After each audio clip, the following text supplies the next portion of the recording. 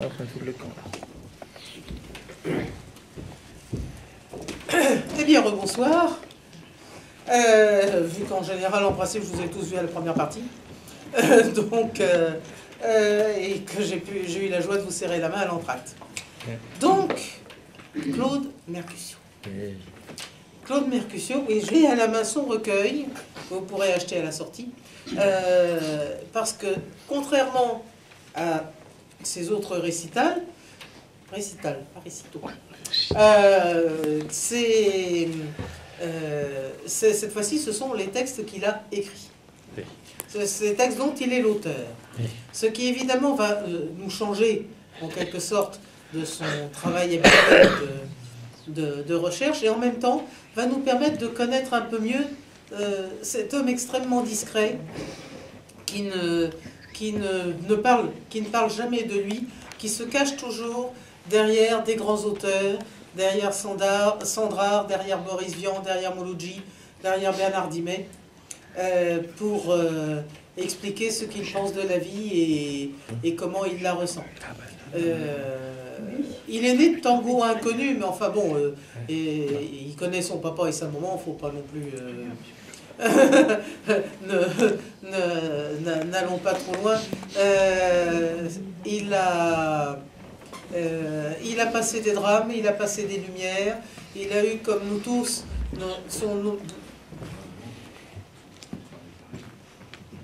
Ça va, vous faites une idée, là?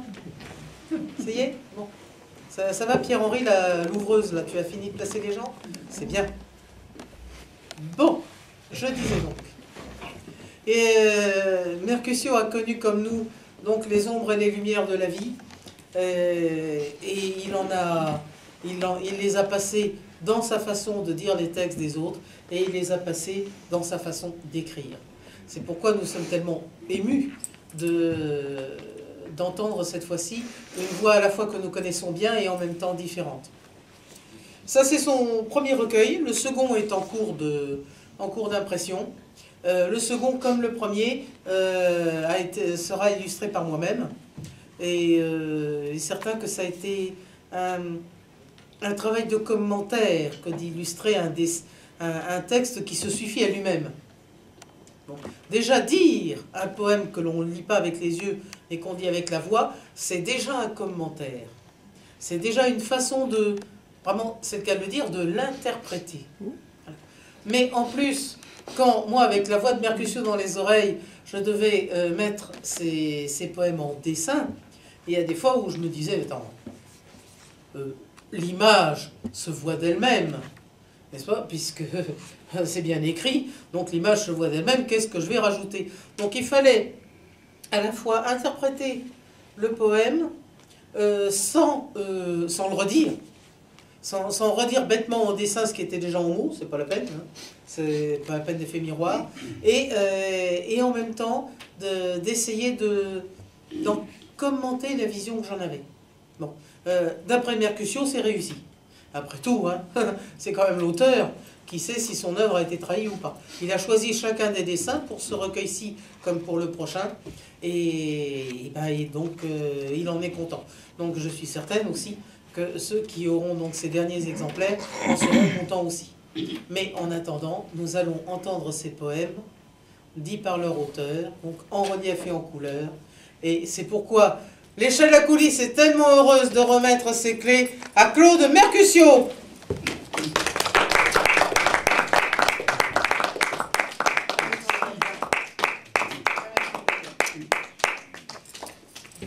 Bien sûr, comme d'habitude, je ne vais pas les garder sur moi parce que ça fait du bruit. Ça fait du bruit. Donc je vais les poser, et puis si je les garde, je le connais, je les perds. Il m'est déjà arrivé de perdre les miennes et de rester enfermé dehors. Donc c'est pour ça que je vais les laisser. Vêtu de poésie, je suis venu. En ce monde défiguré de haine, d'argent, de sexe et de violence. Vêtu de poésie d'hier et d'aujourd'hui, d'ici et d'ailleurs, de demain, de toujours, je veux offrir le beau, le noble, le rire et les larmes. la vie et la mort en un cycle immuable. Vêtu de poésie, je veux offrir cela à elle, à lui, à vous, au vent, pour que, à votre tour, vêtu de poésie, vous donniez au lieu de prendre.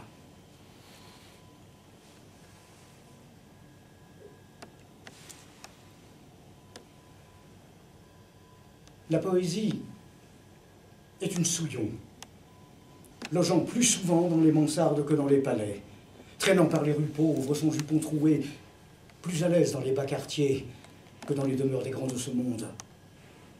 Elle a mauvaise réputation, elle sent le parfum bon marché, les odeurs plébéiennes, les fins de mois difficiles, les passés révolus, les présents incertains, les avenirs improbables.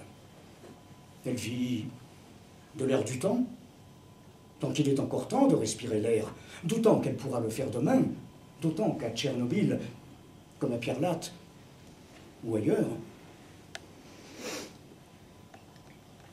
il a un drôle d'air, l'air que l'on respire sans avoir l'air de rien. La poésie dans tout cela, elle supporte la raillerie, l'indifférence, le mépris, la misère, mais pas les microbes, ni les neutrons.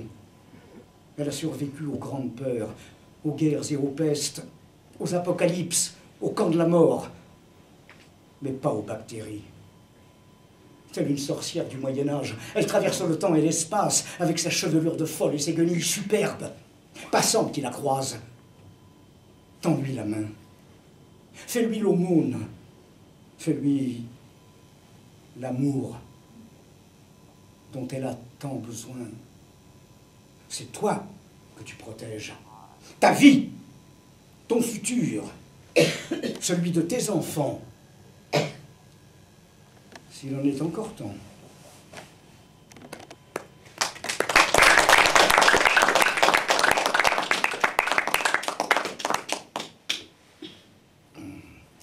Un hommage à un poète qui est très aimé ici et que j'aime beaucoup également et à qui j'ai consacré des récitals, Bernard Dimet, qui est mort trop tôt. Salut, Bernard. Nouveau François Villon, mais pas du tour de taille. Toi, ta cour des miracles, il fallait la gravir, car c'était rue le Pic que tu livrais bataille, le cheveu et la barbe, et le verre à ravir. Si je t'avais connu, j'aurais aimé t'entendre quand tu refaisais le monde accoudé au comptoir. Toi, le marchand de rêves, t'en avais à revendre. Et on aurait fini la gueule sur le trottoir. Si je t'avais fréquenté, j'aurais pas tenu la route. Ou alors, m'aurait fallu des cours du soir. Aurais-tu pu finir dans la peau d'une vieille croûte? Qui sait? Pourquoi pas? Tant qu'il y a de la mort, il y a de l'espoir. T'étais pas un nanar de salon où l'on cause. T'avais pas de chemise rouge griffée par Saint-Laurent. Mais toi, quand tu l'ouvrais, ça voulait dire quelque chose. Pas de phrase d'un télo, de cauchemar récurrent. Faut dire que tes copains, ils n'étaient pas fréquentables. C'était ni Monterland, ni le François Mauriac. C'était des tas de sagouins qui roulaient sous la table, mais qui se baladaient pas souvent en Cadillac.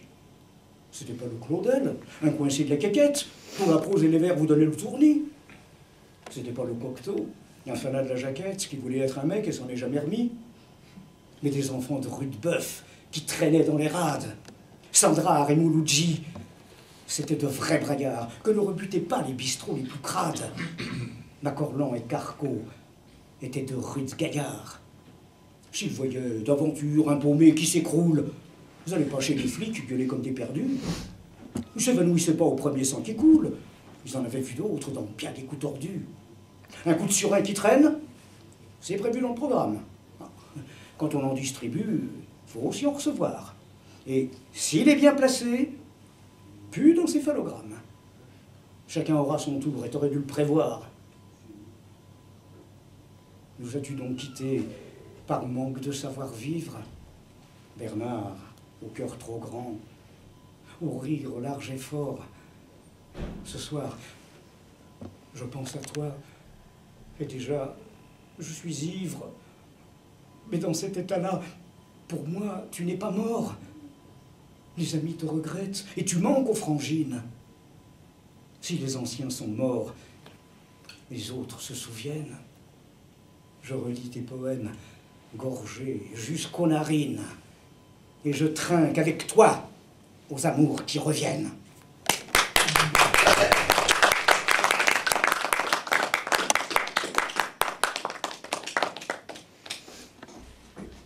Le chat crotté.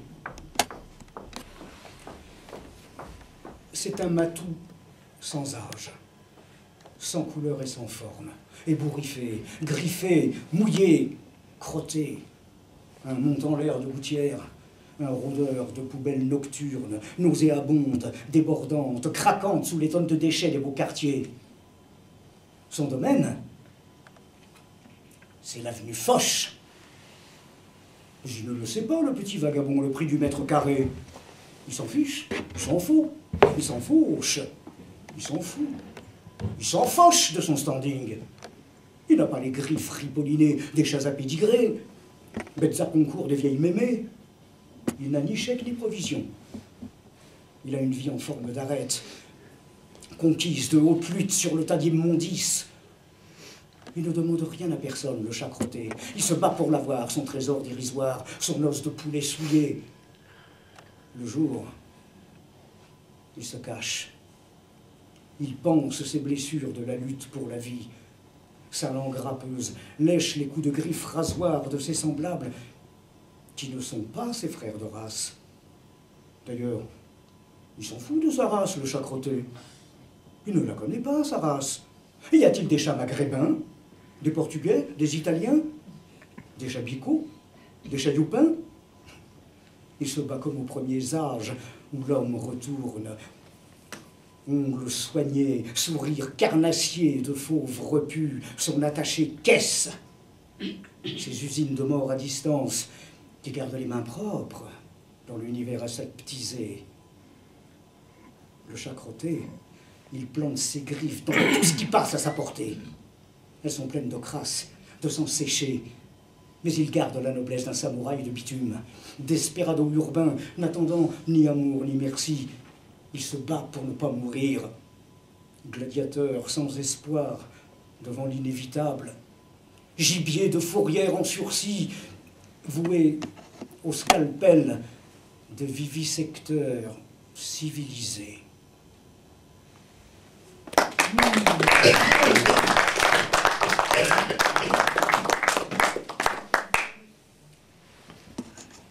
Ces poèmes sont assez anciens et celui qui vient a été écrit le 17 novembre 1990. C'est important de le dire parce qu'il ne fait aucunement allusion à des événements tragiques survenus bien plus tard. C'est une coïncidence malheureuse. Religion, au pluriel, qui porte en sous-titre « Réflexion d'un incroyant ». Dieu est amour dans toutes les religions. Hélas, il n'est pas contagieux. Où est passé cet amour? L'a-t-on mis sous clé pour le profit de quelques-uns? Dieu a-t-il fait l'homme à son image? Ou le miroir est-il déformant? Ces appels au meurtre et à la destruction de l'autre, dans quel livre saint les avez-vous trouvés pour justifier massacres et attentats au nom d'un même Dieu qui prônait le contraire? Bannissez toute religion, si elles deviennent mauvaises à force de mensonges. Vos fanatismes vous mènent à la destruction totale. Vous polluez le globe de vos déchets, de vos pensées empoisonnées. Fermez vos églises, vos temples, vos synagogues et vos mosquées. Si elles enseignent la mort sous des formules détournées, n'attendez plus de sauveur pour le crucifier de nouveau, s'il dérange vos habitudes, votre confort égoïste, votre ignoble matérialisme, votre religiosité mal comprise. Dieu n'est pas votre serviteur. Il n'a que faire de vous, sous quelque nom que vous l'honoriez. Ne lui faites pas porter le poids de vos crimes. Ayez le courage de vos haines, de vos intolérances. ou enterrez-les pour toujours. Faites appel à la raison, à l'intelligence, au cœur. Apprenez enfin l'amour. Cherchez votre parcelle divine. Offrez-la aux autres. Alors seulement vous pourrez revenir à lui. Dieu se mérite. Oh.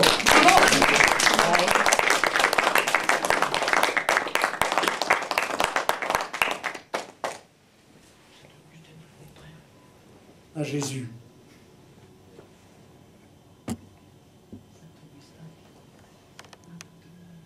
Toi, qui n'étais qu'amour, tu as apporté la tempête pour que les hommes comprennent et se méritent eux-mêmes. Tu es mort pour le mal des autres. Ils se sont servis de ton nom, de ton destin, de ton histoire, pour brimer d'autres hommes au nom de ton saint nom. Quand reviendras-tu pour dénoncer l'imposture de tous ceux qui ont fait mentir ta divine parole et prétendent connaître la vérité? Ceux qui torturent en ton nom pour condamner ce qui est différent. Mais il y a les autres, ceux qui briment tes disciples, qui torturent et qui tuent au nom d'un idéal inverse. Tu as tant souffert que l'on n'ose plus te demander de revenir et de subir l'éternelle crucifixion. Si ta miséricorde est infinie, comme on l'enseigne au catéchisme, c'est vers toi que l'incroyant se tourne pour te prier de sauver l'homme. Encore.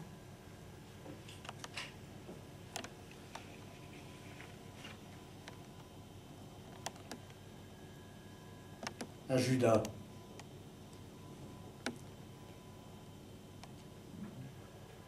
Toi, qui cherchais la lumière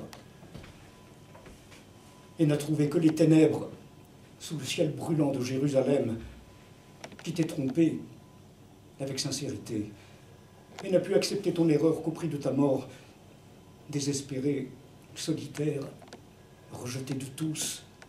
Tu as refusé le salaire dérisoire de ta trahison pour cause d'absolu.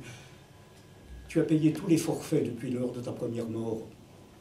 Tu as souffert le mépris, la haine, l'incompréhension de tous pour n'avoir su comprendre celui qui t'aimait et que tu aimais passionnément. Toi, le juif, comme l'autre, tu n'es pas le symbole de la trahison d'un peuple, mais celui de la trahison de l'homme, de chaque homme. Judas, mon frère,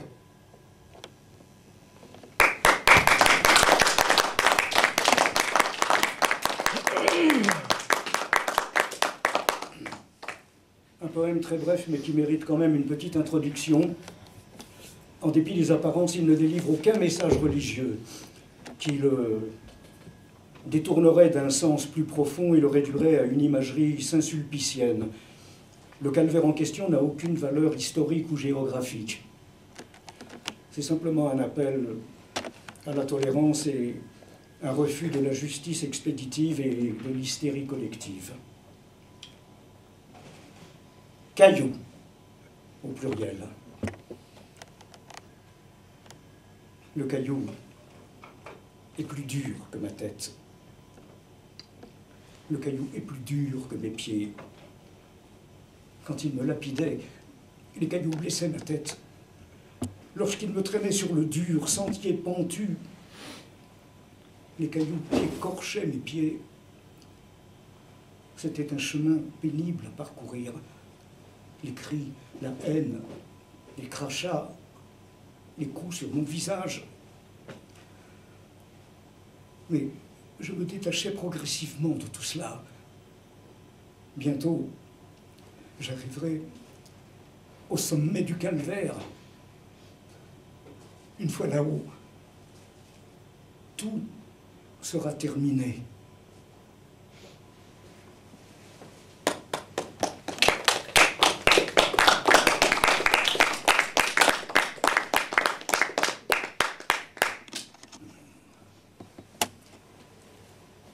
un hommage à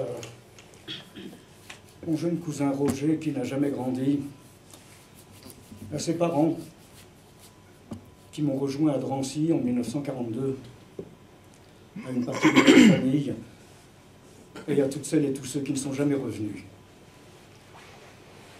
L'étoile au cœur.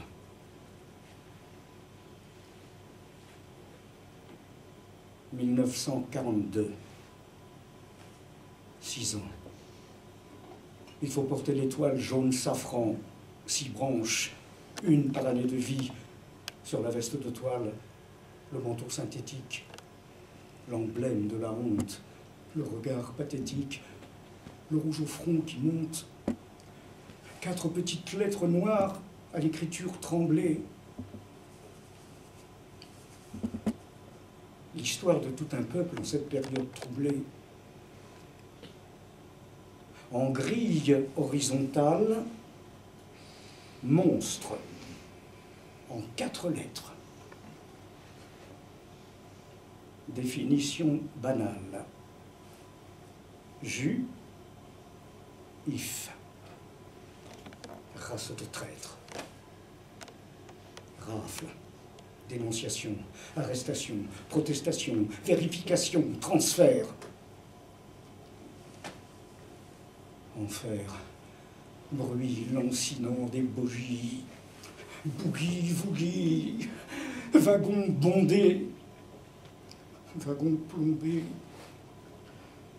rythme lourd, obsédant, régulier, incessant, odeur d'homme, de l'angoisse, de la peur, de la crasse, voyage interminable, vers la fin implacable.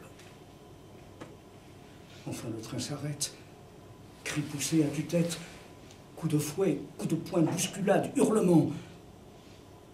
Nous sommes face à la porte. Climat de ville morte. Auschwitz, Birkenau. Sitôt passé l'entrée, l'infâme tenue rayée. Et pour nous, pas de deuil, ni couronne, ni cercueil pour notre heure dernière, sans regard en arrière. Tête basse, bref coup d'œil, souliers rangés au seuil, la tenue déposée soigneusement pliée, la chambre au gaz mortel, notre dernier Noël. Et c'est l'ultime idée forte. Ici, on entre par la porte. On sort par Mais l'épreuve n'est pas terminée. On sort par la cheminée. Par la cheminée.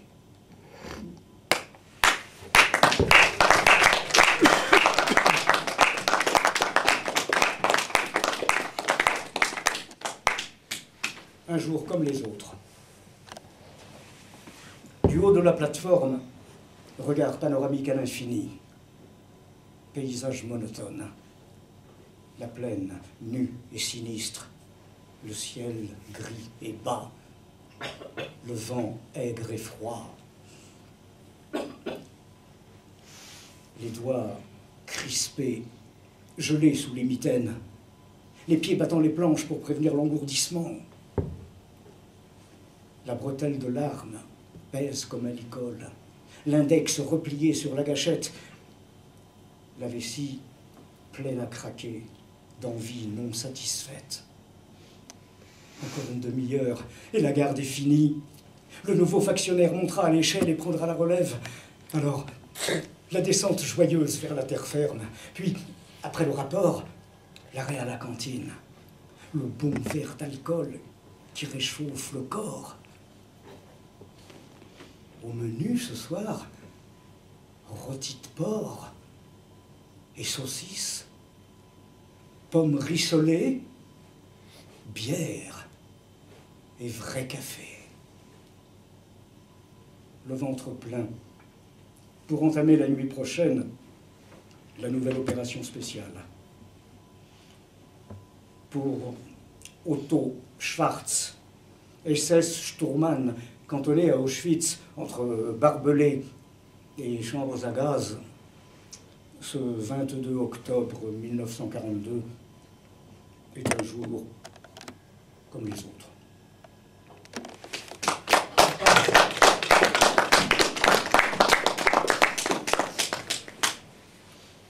Parce que nos nez étaient trop longs et nous les ont brisés. Parce que nos cheveux étaient trop crépus et nous les ont rasés. Parce que nos peaux étaient trop mates et les ont couvertes de rayures. Parce que nos noms étaient trop difficiles à prononcer, ils les ont remplacés par des numéros. Parce que nos corps étaient chers détestés, ils les ont réduits en cendres. Parce que nous étions la mémoire, ils ont voulu l'effacer. Parce que c'était impossible, nous traversons le temps.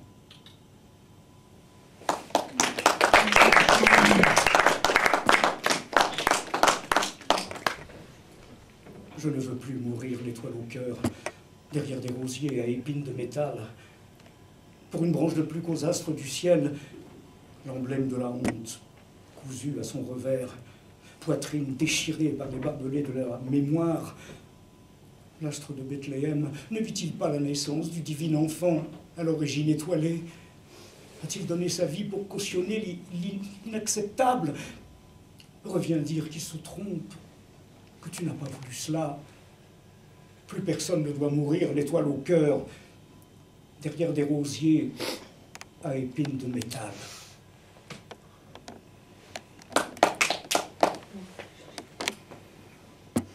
Qui me délivrera de la mémoire, des cris de haine, des bruits de bottes, du ventre creux criant famine, de l'ignoble croix en forme de potence et d'ergot rasoir, du sigle mordoré cousu au revers de mes 6 ans, l'étoile gravée au plus profond du cœur à plus d'un demi-siècle. Qui me délivrera? Il y a des barbelés dans mes souvenirs.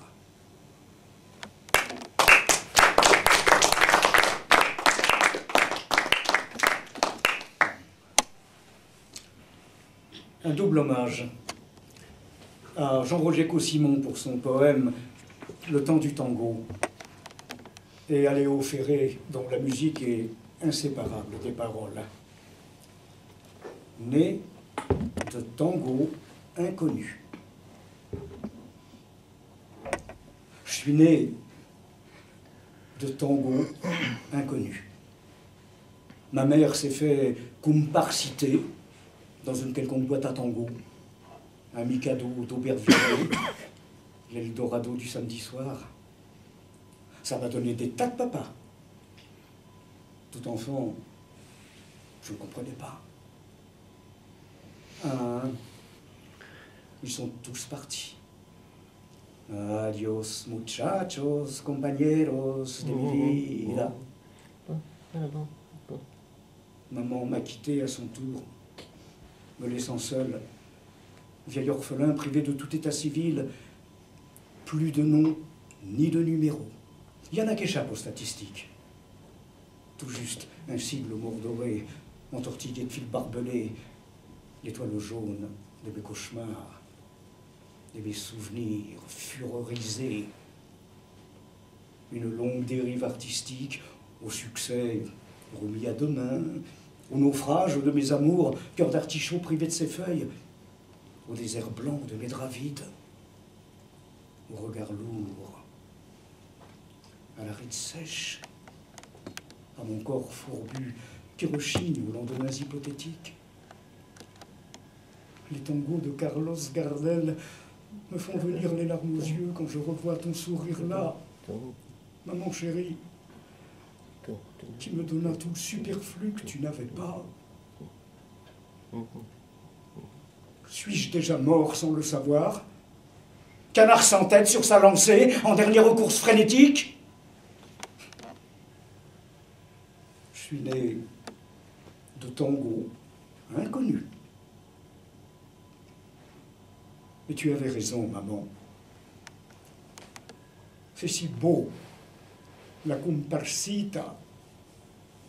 Tararam, tam, tam, tam, tararararam, tam, tam, tararararam.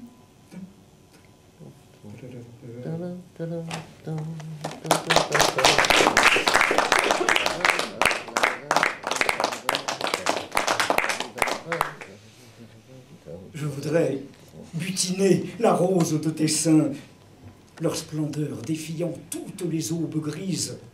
Nos sens, jamais repus d'ineffables surprises, toujours plus indiscrets, voir au creux de tes reins, tes vallons ombragés, pleins de saveurs exquises, tendre occupation de tes plaisirs sereins, combat renouvelé, voluptueux dessein, érotisme passant toute borne permise, laissant victorieux, puis vaincu tour à tour, emporter l'un et l'autre au point de non-retour.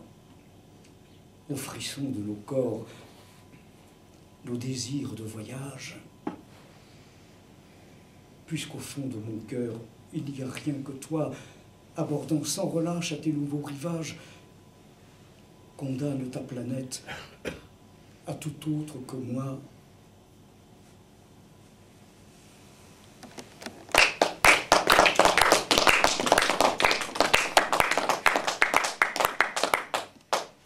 Prostituée du monde.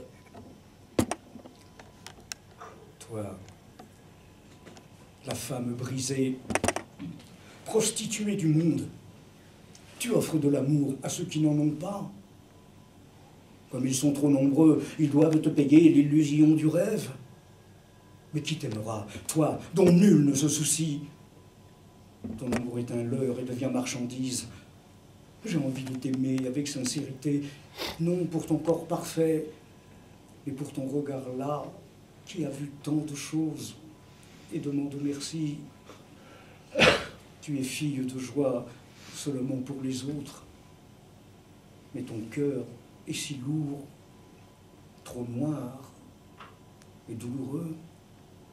Tu es ange et démon par la fatalité. Il te faut du courage pour assumer ton rôle. Je voudrais te sauver ou me perdre avec toi.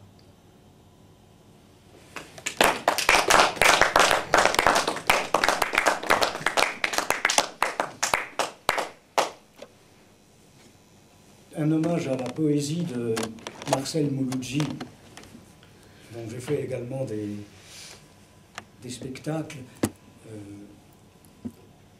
Je lui ai consacré, entre autres, ce poème intitulé « Les amours disparus ». Où sont mes amours de jeunesse? Je n'arrivais pas à vieillir, mais vient le temps de la détresse, du lit trop grand, du souvenir. Où sont mes beautés disparues qui m'ont laissé le cœur meurtri? Dites, qu'êtes-vous devenu? Le teint fané, le corps flétri?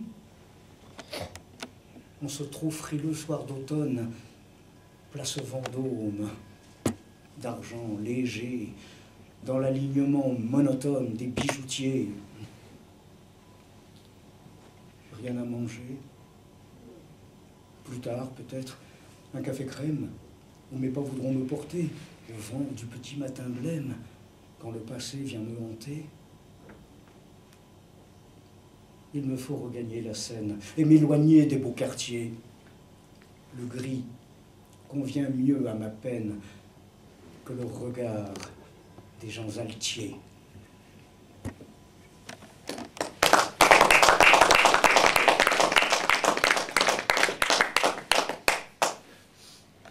Une rose à t'offrir. Je n'ai plus rien à t'offrir qu'une rose superbe à la robe épanouie. Sur sa longue tige verte et ferme, tes épines dressées, ergot d'ultime défense contre la barbarie de l'homme. D'un rouge éclatant, comme la vie pulsée, la robe toute humide. Cette rose était blanche, pure comme mon amour. Mais elle m'a griffé sauvagement, et mon sang a coulé sur elle comme une écharpe miroitante. Tu es semblable à cette rose superbe et acérée. Mais elle n'a blessé que mon doigt, et tu m'as déchiré le cœur. C'est mon ultime offrande, ma vie, qui s'écoule pour toi sur cette fleur.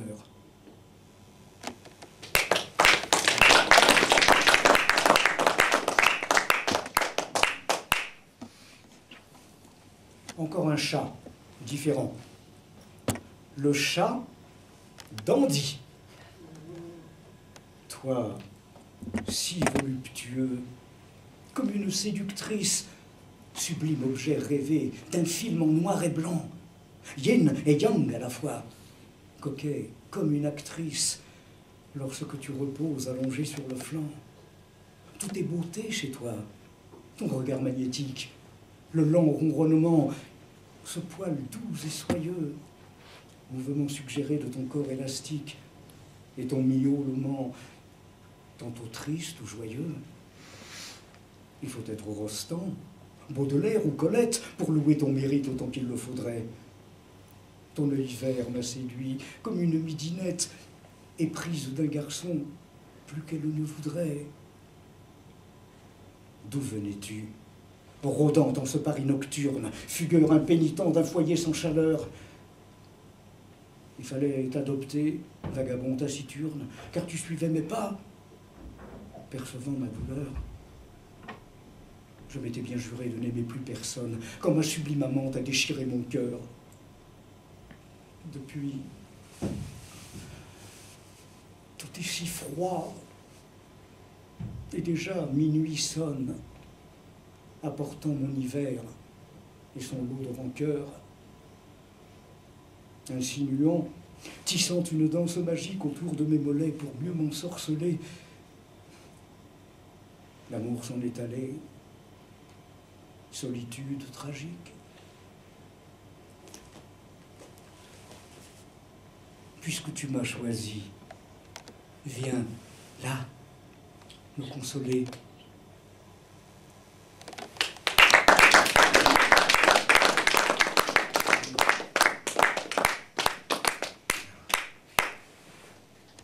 Combien Dieu pour pleurer aux victimes de toutes les guerres, les attentats, la violence, la famine, la mort en première page et en couleurs, saignantes et quotidiennes, à la une de tous les journaux télévisés. Combien Dieu pour pleurer sur les enfants martyrs, les bêtes massacrées, la nature saccagée et les cataclysmes naturels. Combien Dieu pour pleurer sur la misère des vieux, le nombre de chômeurs, la violence dans la rue, à l'école, le métro, les malheureux, les humiliés, la faim dans le monde. Tout cela, au profit de qui? Des requins bien nourris, aux yeux secs, qui s'offrent bonne conscience. Convois humanitaires d'une part, livraison d'armes de l'autre. Seigneur, oses-tu exister pour avoir créé ce monde-là?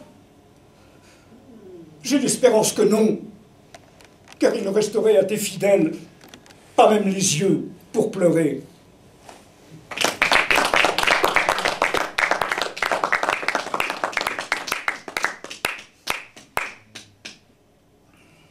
Encore un poème en double hommage à Jacques Prévert, pour son style et pour son poème Étranges étrangers, et à Blaise Cendrars, qui nous a laissé un curieux récit très court intitulé « Au cœur du monde », qu'il a écrit durant l'été 1917 et qui ne fut édité que très longtemps après sa mort. C'était probablement l'amorce d'un roman qu'il n'a jamais terminé. Et avant que le poème s'arrête brutalement, il ouvrait un chapitre intitulé « Hôtel des étrangers ». C'est aussi le titre de ce poème. Il est descendu du train. Il est sorti de la gare. A vainement interrogé les visages revêches des maisons, aux paupières closes de volets. Il a arpenté la grande rue et fait sonner ses semelles sur le pavé sonore, réprobateur, hostile. Ils l'ont couché en joue, sous les tirs croisés de leurs yeux revolvers, à l'abri des persiennes sournoises. Il est entré à l'auberge, et les rumeurs se sont tues. Puis a claqué le silence cravache, énorme, terrible, assourdissant. Pour faire taire cette absence, cette angoisse des profondeurs, avec une boule dans la gorge, il a demandé un café, laborieusement. Puis a posé sa question avec une voix, d'ailleurs, scrutée par les regards baïonnettes.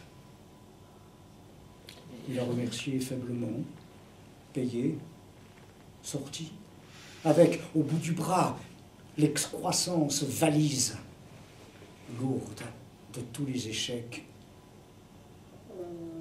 Il s'est arrêté devant la façade lépreuse, criant sa misère au vent aigre giflé de pluie, épelé lentement le nom inscrit sur le fronton écaillé, et je suis entré à l'hôtel des étrangers.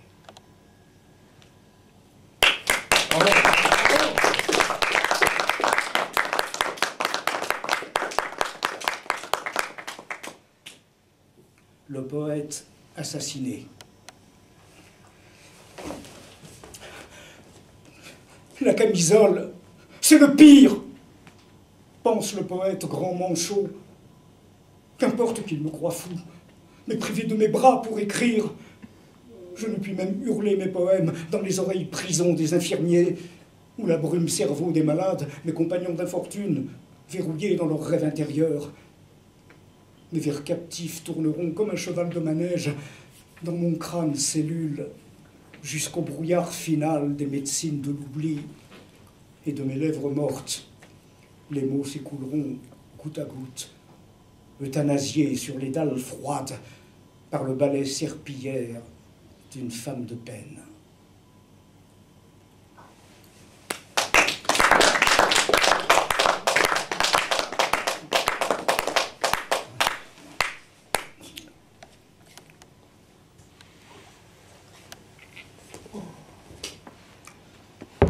Au cimetière des suicidés. Il me faudra bien aller au cimetière des suicidés, dernier domicile connu. Le monde entier me suicidait dès la naissance, par le refus de moi, de l'être différent dont il ne voulait pas. Je voulais vivre parmi les autres. Je n'étais pas eux, j'étais un autre. Eux, les bien pensants, les bien portants, les bien pesants, se sont serrés en masse compacte, sans un espace, si mince soit-il, pour m'immiscer sans être vu, sans déranger personne. Pas de pays, de ville, de quartier, de maison où habiter. Pas de travail, de poste, de fonction à assumer. Le trou, la niche, m'étant refusé à la surface, il ne restait que l'envers du palpable. Ils m'ont suicidé sans me tuer. Par indifférence, aucun secours de religion, pas d'obole pour le charron, grâce refusée, la damnation, l'en dessous, la terre noire, grasse, froide, sans mausolée. Au cimetière des suicidés.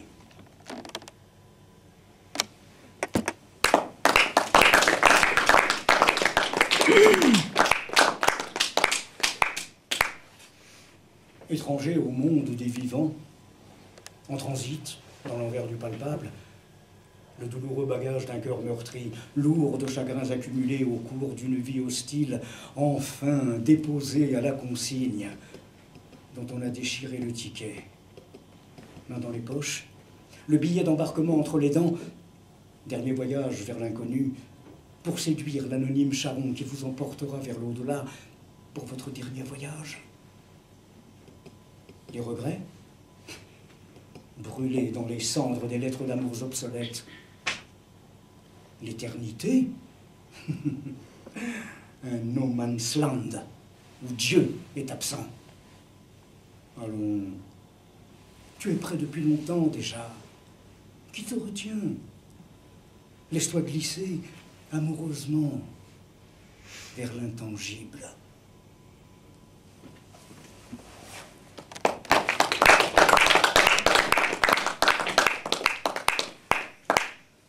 Le saut dans le néant.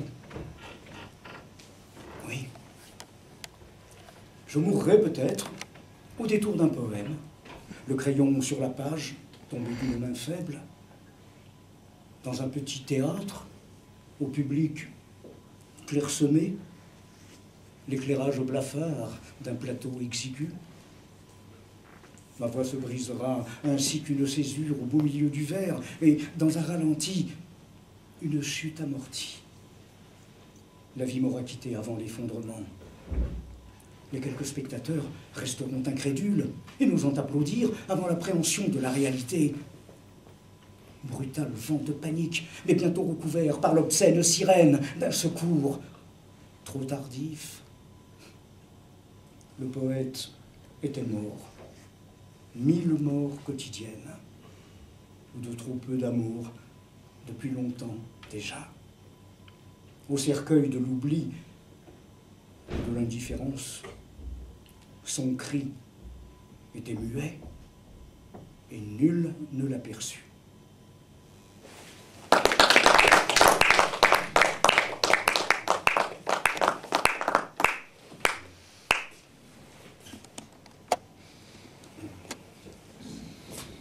Du temps que j'étais vieux, je n'avais pas 20 ans. De conventions coincées, d'idées reçues, de préjugés, de fausses valeurs stériles, sournoisement dispensées dans les livres poussiéreux. La poésie même y était disséquée par de savants herboristes, universitaires à lorgnon, favorisés moustaches, vieux pantins au cœur sec, au sang figé des statues. La vie, la mort et les aléas de l'existence, les bons et les méchants, les femmes douces ou perfides, la résistance aux contraintes, l'inertie contre la violence, les choix assumés, même pavés d'erreurs, les yeux ouverts sur le monde, l'émotion devant la beauté, l'enthousiasme lucide, le sens de la fragilité des choses, la perception innée de l'éternel, l'émerveillement enfantin du regard, le cœur palpitant tout le long du chemin de la vie, la jeunesse reconquise chaque jour au fil des ans. Lorsque je serai vieux, je serai jeune, enfin.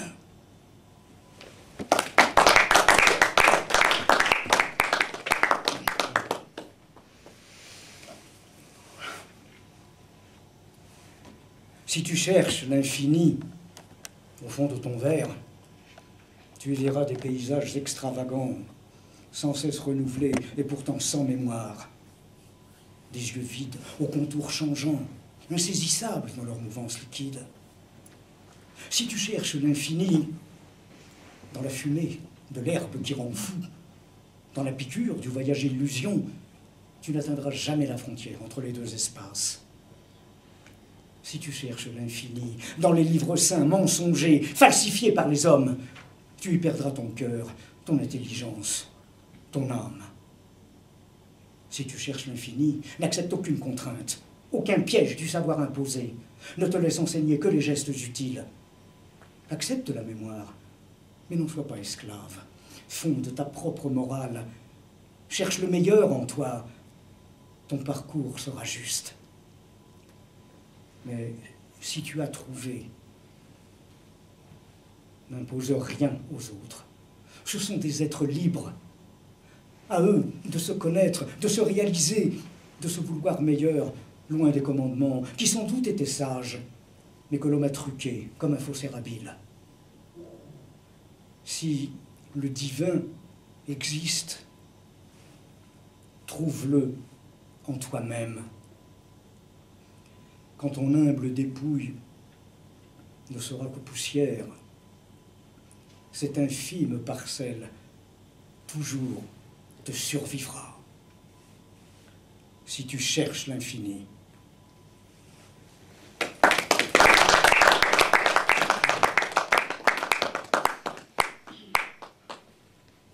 Ce soir, j'ai rendez-vous avec la poésie. Elle est femme sans corps et n'a plus de visage, ni de bras pour étreindre, ni de ventre tombeau. Elle est flamme ou vapeur, pâle au rayon de lune, insaisissable effluve que votre âme perçoit en guidant mon talent, m'en donnant au besoin, m'inspire un fol amour qui n'est pas de ce monde.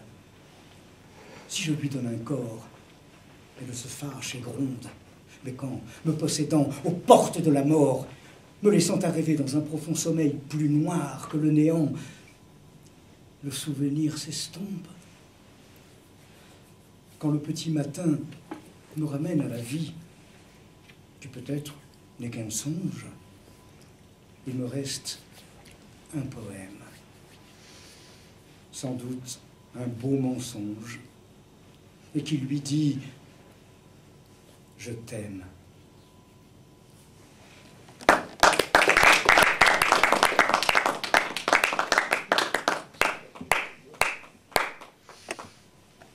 Les semailles du cosmos.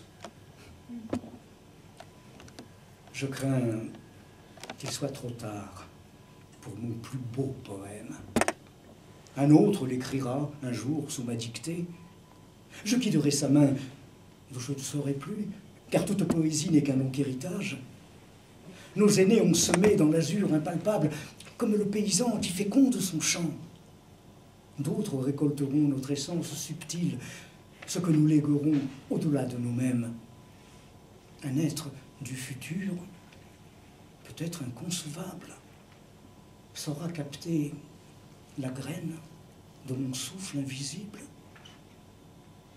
Ami, qui que tu sois, pardonne mes faiblesses, transmets mon héritage en le rendant plus beau.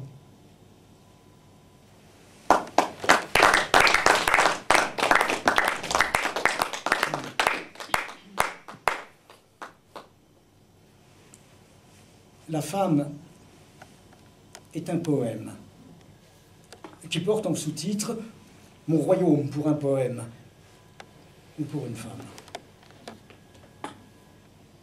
Oh, les mots non éclos,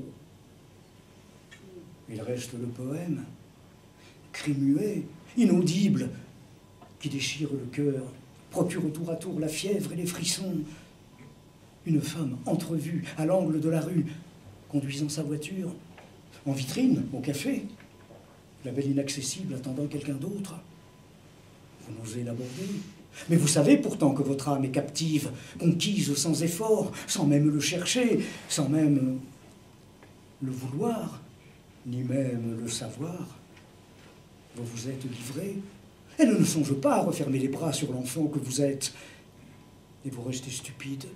Votre amour inutile déposé à ses pieds comme objet sans valeur, encombrant et obscène, qu'il faudra contourner pour aller se jeter là où son cœur l'appelle.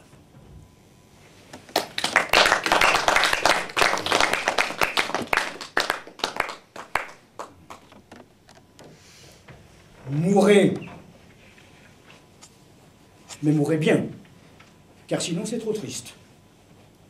Mourez sans vous presser. mais sans vous accrocher. Si le temps est pesant, quittez la table d'hôte où la vie est servie pour le droit de chacun. Si votre part est maigre en regard du voisin, n'ayez pas de rancœur. La nature est injuste. Le monde est ce qu'il est. Il faut bien faire avec et vivre de son mieux. Mais quand le cœur vous pèse, que le chagrin est lourd, l'amour s'en est allé, ou les enfants partis, il faut faire son bagage le plus léger possible et bien sortir de scène sans mendier les bravos. Un petit pas feutré, sans déranger personne. Mourez, mais en silence et avec dignité. On est beau à 20 ans, parfois grand à 60. Il est un temps pour tout. À vous de décider quand ce temps est venu. Mais avant de partir, aimez s'il est possible, et surtout sans tricher.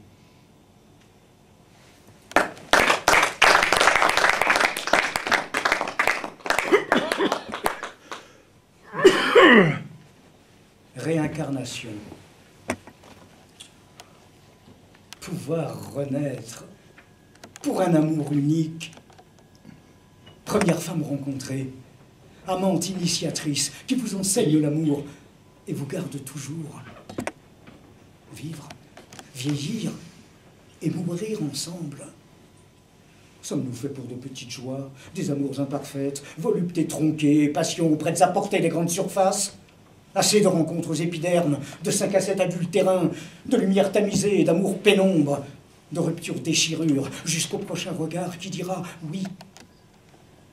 Je veux l'amour soleil, l'amour ciel bleu, sans nuages, léger, profond et insondable, l'amour mystère, qui devient évidence.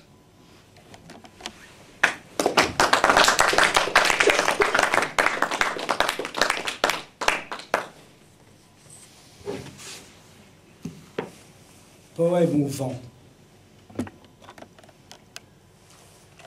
Si je pouvais laisser, serait-ce un seul poème aux hommes derrière moi, une voix qui murmure la douce mélodie de tendresse et de paix, la suave harmonie, comme un parfum d'automne, odeur d'herbes mouillées, de feuilles frissonnantes en fuite des beaux jours vers d'autres horizons, chuchotis indistincts, mêlés au vent frileux, dont les premiers soupirs gonflent le jupe des filles, décoiffant leurs cheveux dans le clair soleil froid. Que poussière de mots, et ces bribes de phrases jetées ici en vrac par cette nuit glaciale, dans l'hiver de ma couche trop vaste et solitaire, fondent en mon sommeil en un bel assemblage de couleurs chatoyantes, que mon âme dès lors s'estompe et se dissolve dans l'odeur d'un sous-bois dont le tapis roussi annonce la torpeur et l'engourdissement, prélude au long hiver.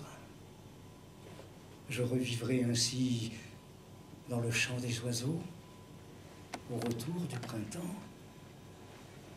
Ce poème, peut-être, s'envolera au vent.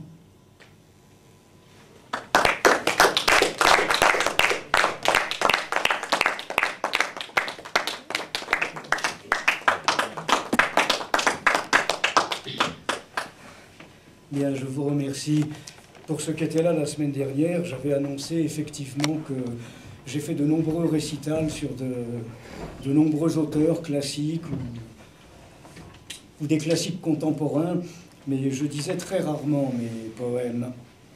Et pour moi, le fait d'avoir été encouragé par des amis comme Marielle Frédéric Turpot ou comme Pierre-Henri Canbotin, qui me le conseillait depuis plusieurs années, ou mon éditrice, Annie Delperrier, qui m'avait fait concourir à mon insu pour ce recueil. Et elle l'a présenté à son jury, dans lequel elle ne siégeait pas, et ils ont choisi cet ouvrage à l'unanimité. J'ai reçu le prix spécial du jury qui m'a valu l'édition. Ce n'est pas mon premier recueil. Marielle ne savait pas que j'ai eu une plaquette de 10 poèmes qui ont été édités à la Nouvelle Pléiade en 1990. Et j'ai eu de très nombreux poèmes qui ont été édités alors, dans de très très nombreuses anthologies. J'en ignore même le nombre. J'ai été édité jusqu'à Calcutta. Oui, bravo. Voilà. Mais donc, je vous remercie parce que pour moi, c'est une première d'avoir fait entendre mes poèmes grâce à mes amis. Donc, j'avais vraiment très peur et je tiens à vous remercier pour avoir été là à cette première qui sera peut-être une dernière. Non, parce que, j'ai vraiment envie de décrocher. Mais en tout cas, je tenais à vous remercier, comme je tiens également à remercier Olivier qui m'a fait, comme toujours, une régie sans faille. Et je vous remercie tous encore de votre attention. Tous et toutes. Merci. Bravo. Un immense bravo. J'ajoute juste une chose. Il reste encore une demi-douzaine peut-être de mon recueil. Pas plus parce que je n'en ai plus. Mais si certains ont aimé ces poèmes ou ont envie éventuellement d'en avoir un souvenir, il y a 3 superbes dessins à l'encre de Chine de Marielle Frédéric qui sont très forts. Donc voilà, mais ça n'est pas du tout une obligation, simplement ils sont là. Voilà, merci. Tu me rends les clés. Tu me rends les clés. Tu me rends les clés, s'il te plaît. Alors, les clés. Il faut que je les rende. Voilà, c'est toi qui fermeras le théâtre, ce n'est pas moi. Merci encore. Bravo Claude, tu as été magnifique, tu as été parfait, c'était... Il y a des corrections à la main ou c'est dans ce... Oui, je sais, je suis au courant. C'est presque plus que quand on joue Albert Camus, comme je l'ai fait ici. Non, mais c'est terrible. Le train de Claude Mercutio, c'est d'autant plus incroyable que c'est un immense comédien qui a fait de la scène depuis un certain temps. Depuis 1955. Depuis 1955. Tiens, l'année du drapeau européen. Il faut le dire parce que il y a une anecdote. J'ai débuté le 15 décembre 1955 dans ce magnifique vieux théâtre de l'Atelier. Et la première réplique que je disais en scène, c'était « Présent ». Je trouve que pour un acteur, dire ça comme premier mot, ça me touche, j'y pense encore, après 120 spectacles. Vraiment, reste. Tu restes sur scène, s'il te plaît, tu restes sur scène. Alors, je reste sur scène. Voilà, très bien, parfait. Donc, je rappelle en effet que les ultimes exemplaires de Né de Tango Inconnu sont en vente à l'accueil. Claude les fait à 8 €, donc le prix de la place. C'est merveilleux parce que comme ça, vous pouvez vous repasser le spectacle dans votre tête aussi souvent que vous voulez en ouvrant le livre. Ça, c'est merveilleux. Et on va remercier du fond du cœur, Claude Mercutio pour ce merveilleux moment. Et pour dire que vraiment, bon, d'accord, avant... C'est vrai qu'avec le trac, on a un peu envie de le tuer. Mais dans un sens, je suis contente de m'être tenue. Claude Mercutio. Très bien fait, je suis très consciencieux et j'aurais été embêté d'être mort et que ce soit mon zombie qui... Ah oui, vraiment, oui. Maintenant, tu peux mourir parce que je t'ai filmé. Oui, maintenant, ça y est. Mais ne presse pas. Bon, je signale... bon, Michel Cupiec vient juste de partir. Il a attendu ton dernier mot, il est parti. Oui. Pour dire que Michel Cupiec demande à ce que ce qui a été filmé ce soir ne soit ni sur YouTube. Il me l'a déjà mis. Ni donné. Il me l'a déjà dit. Ah bon, d'accord, il te l'a dit. Il m'a dit tout ce que je passe sur scène, tu le mets plus, j'ai un producteur méchant. D'accord, ok, bon, c'est très bien parce qu'il m'en a parlé aussi. Non, Donc et je ne savais pas si. Ça sera pas mieux. Donc je préférais le dire, moi, avec ma diplomatie habituelle, tu sais, ma façon de... Non, et je demande toujours la permission avant. Oui, bien, c'est très bien. Ce qui n'empêche que tu m'as quand même filmé, alors que je t'ai déjà dit de jamais me filmer. Moi, j'ai pas de producteur méchant, c'est moi qui suis méchant. Bah écoute... Voilà, non, je préférais que tu évites de te faire mordre par Jean-Paul, parce que il a des pros. Jean-Paul, oui. C'est de quand tu parles? Ce soir. Ce soir? Mais tu seras pas sur YouTube? Ah bah c'est très bien, c'est magnifique. Filmé, si tu vas... Ben écoute, il fallait me le rappeler. On réglera ça. On réglera ça demain matin. Je ne vois jamais sur mes Bon, Je ne serai jamais sur Facebook. Jean-Paul, Pierre-Henri, nous réglerons ça demain matin à 5 h sur le pré, comme d'habitude, n'est-ce pas? Et c'est Jean-Paul qui aura le choix des armes. Et à mon avis, ce sera le chocolat chaud. Parce qu'il fait le chocolat chaud comme personne. Ah oui, mais il faut attention à une chose. Donc autour d'un chocolat chaud, vous réglerez ce Le problème. chocolat chaud, d'accord. Donc, moi je vous souhaite donc une heureuse fin de soirée. Savoir que demain dimanche, la FNAC et pas mal d'autres magasins restent ouverts à cause de la proximité de Noël et de la fin du monde. Donc dépêchez-vous de... Moi, à votre place, j'attendrai le 22 pour acheter les cadeaux, parce que si à la fin du monde le 21, vous vous retrouverez avec des paquets qui serviront à rien, c'est idiot, quoi. Dis-leur de faire des chèques sans provision. Ah, bah, C'est bon ça. c'est le moment ou jamais. Ouais. Là, vous pouvez. Voilà. Et vous mettrez la provision le 22 parce qu'on ne sait jamais. Donc, lundi, comme d'habitude, la cave à poèmes de Gérard Trougnou au déchargeur. Mardi, les mardis littéraires au café de la place Saint-Sulpice. Je leur avais dit que je leur ferais plus de pub, mais enfin, je leur fais quand même. C'est bon. Mercredi, non, je sais rien. Jeudi non plus. On n'a aucun spectacle de copains, Olivier? Ou un président de tribunal qui Ou un se président pas méchant. Oui, quoique. Ou un président de tribunal, bon, c'est toujours lui qu'on sollicite. C'est bien d'ailleurs, parce que comme ça, il se fait une... pour les générations futures. Oh, tu veux voir un méchant, c'est ton percussion. Oh, montre le C'était moral. surtout dans Le Chasseur où je vendais du sang contaminé à un tueur à gages pour qu'il tue quelqu'un. Là, c'était vraiment... Ah, subtil. Voilà. Subtil. Tu es l'arme du crime, le sang contaminé. Subtil. Oui. Et samedi, donc c'est Jean-Marie Desbeaux. Donc le Furstein qui est rentré. Le Furstein sera ravi donc de l'entendre, et je pense que vous aussi, vous passerez un merveilleux moment avec Jean-Marie Desbeaux. Venez nombreux. Venez nombreux, enfin au moins un par personne. Et dites-le à vos amis, parce que Jean-Marie ne donne pas souvent de récital, enfin moi je trouve en tout cas. Et donc ça aussi c'est une belle occasion.